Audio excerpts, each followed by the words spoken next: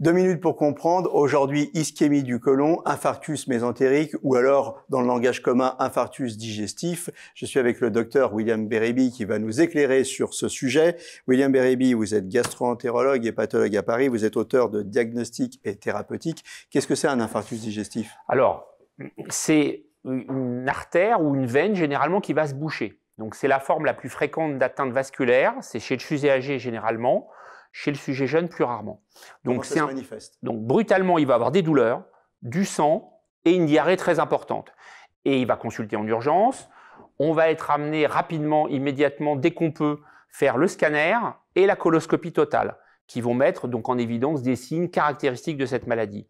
Alors, cette maladie a comme particularité d'être très polymorphe dans sa présentation parfois, et puis les causes sont multiples. Donc, ça peut être des médicaments anti-inflammatoires que prennent souvent les personnes âgées. Ça peut être un problème cardiaque, une arythmie par exemple. Ça peut être une veine qui se bouche liée à un problème de coagulation du sang.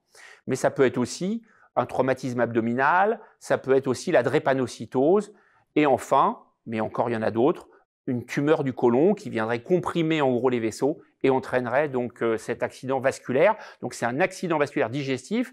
C'est la même chose qu'au coronaire, que l'infarctus du myocarde, mais sauf que ça touche les artères du tube digestif. Donc, qu'est-ce qu'on fait? On va poser des stents, c'est ça? On va opérer? On va Alors, faire quoi? en général, il faut réhydrater d'abord, il faut arrêter les médicaments qui sont en cause potentiellement, et souvent, il y a une hypercoagulabilité, c'est une maladie donc liée à une thrombose veineuse, et donc on donne des anticoagulants qui vont permettre de fluidifier le sang et permettre ainsi que les vaisseaux se débouchent en quelque sorte.